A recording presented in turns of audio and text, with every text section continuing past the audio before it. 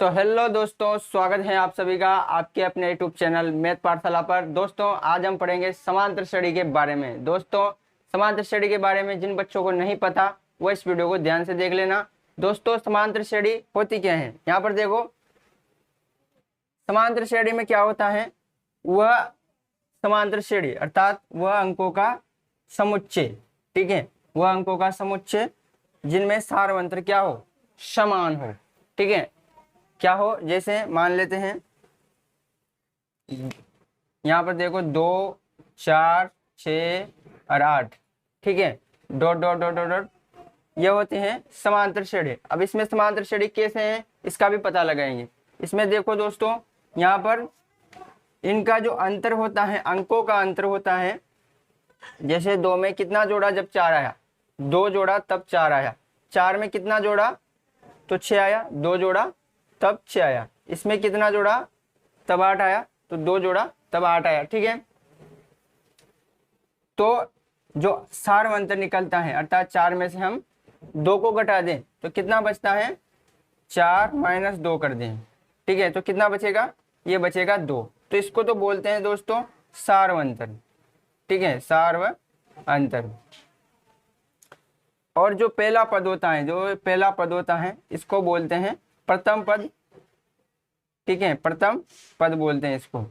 और जो ये इस 4 में से जब हम घटा देते हैं अर्थात A2, ये तो 2, इसको A3 और इसको A4, ठीक है, अर्थात A2 में से A1 घटा देते हैं तो कितना बचता है, तो जो A2 में से A1 घटाते हैं वो बराबर आता है D, जिसको हम और इसको D द्वारा व्यक्त किया जाता है। दोस्तों सारवंतर को हमेशा D द्वारा व्यक्त किया जाता है, ठीक है। अब आगे देखो, ये तो हो गया, ठीक है। अब एक और देख लेते हैं हम, 1, 2, 3, 4, 5 डॉट डॉट डॉट डॉट, ठीक है। तो इसमें जो 1 है दोस्तों वह A1 है, ठीक है, और 2 क्या है, A2 है, ठीक है, 2 क्या है, A2 है। इतना समझ में आया। A3 क्या है, 3 है। तो यदि हम इसमें से यदि सारवंतर निकालें, सारवंतर कितना निकलेगा, A2 - A1 करना पड़ेगा ना। A2 में से A1 घटाना पड़ेगा, अर्थात 2 में से हमको, यहाँ 2 में से हमको 1 घटाना पड़ेगा, या फिर 3 में से 2 घटा दो, या 5 में से 4 घटा दो, ठीक है, 5 में से 4 घटा दो, या 4 में से 3 घटा दो, या 3 में से 2 घटा दो, या 2 में से 1 घटा दो, ठीक है। मतलब आगे का जो अंक रहेगा उसमें से पीछे वाले अंक को घटा देना है, तो हमारा सारवंतर निकल कर आ जाएगा। यदि हम 5 में से 4 को घटाते हैं दोस्तों, ये देखो 5 में से 4 घटा रहे हैं तो यहाँ पर कितना बच रहा है, ये बच रहा है 1, अर्थात इसका सारवंतर जो निकलेगा ना दोस्तों वो 1 ही होगा। और जिसका सारवंतर निकलता है समान, उसको बोलते हैं समांतर श्रेणी, ठीक है। तो इसमें समांतर श्रेणी को और एपी भी बोला जाता है, ठीक है, एपी, अर्थात इसका अंग्रेजी में जो नाम है अर्थमेटिक्स और प्रोग्रेशन है इसका नाम, ठीक है, अर्थमेटिक प्रोग्रेशन, एपी का मतलब यही होता है। और हमें एक और ले लेते हैं, एक और करके देखते हैं यहाँ पर कि 0, 1, 2, 3, 4 डॉट डॉट डॉट, ठीक है। तो इसमें भी सारवंतर 1 है। कोई बच्चा कंफ्यूज हो जाता है कि सारवंतर है कि नहीं है, तो इसमें भी सारवंतर 1 है। घटा के देखो, 1 में से 0 घटाओ तो कितना बचेगा, 1 ही बचेगा। 2 में से 1 घटा के देखो तब भी 1 बचेगा, तो ये भी एक समांतर श्रेणी है। 4 में से 3 घटा के देखो, 4 में से 3 घटा के देखो, ये भी 1 आ जाएगा, ठीक है। तो ये भी क्या है, समांतर श्रेणी है। तो समांतर श्रेणी किसे बोलेंगे दोस्तों, जिसका सारवंतर जो श्रेणी चल रही है, ठीक है, जहां तक चलेगी, जहां तक दे रखा है अपन को भाई, यहां से यहां तक चल रही है, ठीक है, A1 से A4 तक चल रही है, वहां तक का जो सारवंतर है वह समान होना चाहिए। यदि समान है तो समांतर श्रेणी होगी, ठीक है। इसके बाद देखते हैं इसके लिए एक सवाल लिया है, ठीक है, उसमें बोला है कि 0 -3 और -6 -9 सारवंतर व अगले 4 पद भी ज्ञात कीजिए। ठीक है, सारवंतर तो हम निकाल सकते हैं, तो सारवंतर कैसे निकालेंगे कि अगले वाले पद में से पीछे का पद घटा देना है। अगले वाला पद कौन सा है, -3 है, तो यहाँ पर देखो A2 -A1 बराबर D होता है। ठीक है, अर्थात हम आगे के पद में से पीछे का पद घटा दें तो सारवंतर निकल कर आ जाता है, जिसको सारवंतर को हम D द्वारा व्यक्त करते हैं। तो A2 तो कितना है, A2 तो देखो -3, ठीक है, और -A1 कितना है 0, तो D बराबर कितना आ जाएगा, D बराबर आ जाएगा ये -3 ही आ जाएगा। ठीक है, D बराबर, इसको ऐसे भी लिख सकते हो आप, D बराबर -3। क्लियर है। अब D बराबर -3 आ गया। अब आगे भी देखना पड़ेगा कि समांतर श्रेणी भी हैं या नहीं भी हैं। तो देखो यहाँ पर -9 में से -6 को घटा दो, -9 और माइनस का चिन्ह तो आएगा। यहाँ पर सूत्र में क्या है, A2 -A1 है, अर्थात आगे के पद में से पीछे का पद घटाना पड़ता है, तो माइनस का है ऐसे, तो यहाँ पर -6 आ जाएगा। ठीक है, क्योंकि -9 में से -6 घटा रहे हैं, घटाने का चिन्ह लगाना पड़ेगा, और ये तो अंक के साथ ही है माइनस का तो चिन्ह। ठीक है, तो -9 और ये गुणा, यदि बाहर है माइनस का और कोष्टक में इसका गुणा करवा दिया जाए तो ये प्लस का हो जाता है। ठीक है, तो -9 में से 6 जाएंगे तो ये बचेगा -3। ठीक है, तो इसका सारवंतर यहाँ तक समान है। ठीक है, यहाँ तक क्या है, इसका सारवंतर समान है। अब यहाँ पर देखो आगे आप अगले 4 पद कैसे ज्ञात करते हैं। जैसे -6 में कितना जुड़ा होगा तब -9 आया होगा, -6 में कितना जुड़ा होगा तब -9 आया होगा, -6 में -3 जुड़ा होगा तब -9 आया होगा। तो D बराबर हमारे पास क्या है, -3, अर्थात सारवंतर जुड़ रहा है।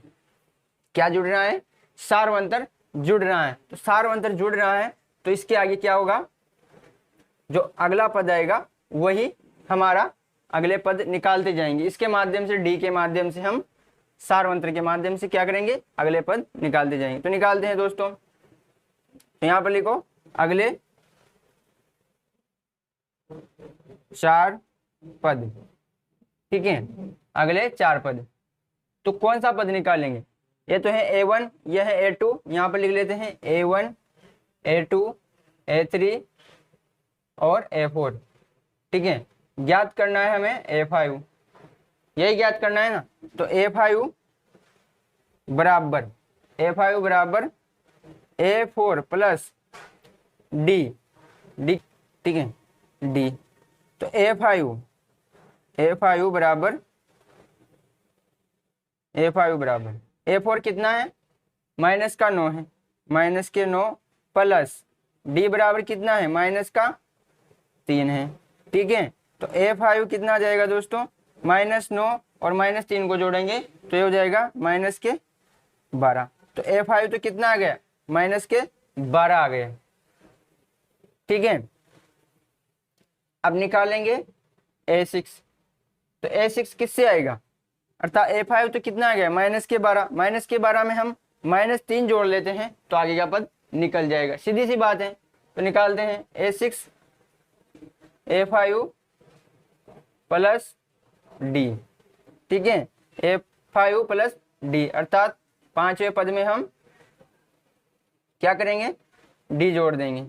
तो A6 बराबर A5 कितना है, -12 है, प्लस D बराबर -3, तो A6 बराबर -12 और -3 कितने हुए, -15 हो गए, तो ये A6 हो गया। ठीक है, यानी 6वां पद हमारे पास निकल कर आ गया, -15। अब A7 निकालेंगे, तो A7 कैसे निकालेंगे, A6 प्लस D करना पड़ेगा। A7 बराबर A6 कितना है, -15 प्लस D कितना है, -3 आया है। ठीक है, D बराबर -3, तो A7 कितना हो जाएगा, -15 और -3 कितने हुए, -18 हो गए। ठीक है, अब A8 निकालेंगे अर्थात 8वां पद निकालेंगे। तो A8 में क्या होता है, A7 प्लस D करना पड़ता है। तो A8 बराबर A7 कितना है, -18 प्लस D। ठीक है, ये D।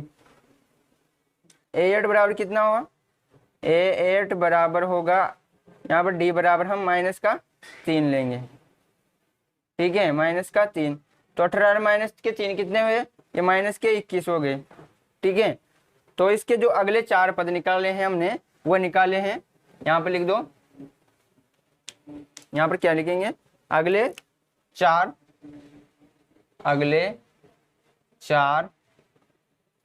पद। ठीक है, अगले 4 पद क्या आए हैं, एक तो आया -12, दूसरा आया -15 और तीसरा है -18, ये -18, चौथा निकाला है -21। ठीक है, ये निकाल दिया। तो -9 के बाद जो पद आए हैं हमारे पास, वो -12, -15, -18 और -21। ठीक है दोस्तों, तो इस प्रकार से हम अगले 4 पद निकालते हैं। अगले 4 पद का सूत्र यही रहेगा।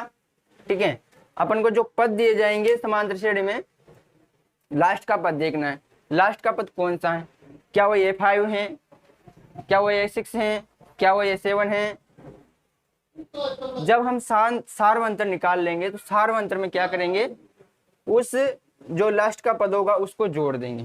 जोड़ने से जो अंक आगे का जो पद मिलेगा वही हमारा आगे का पद होगा। ठीक है दोस्तों, वीडियो अच्छी लगी तो वीडियो को लाइक और चैनल को सब्सक्राइब कर लेना।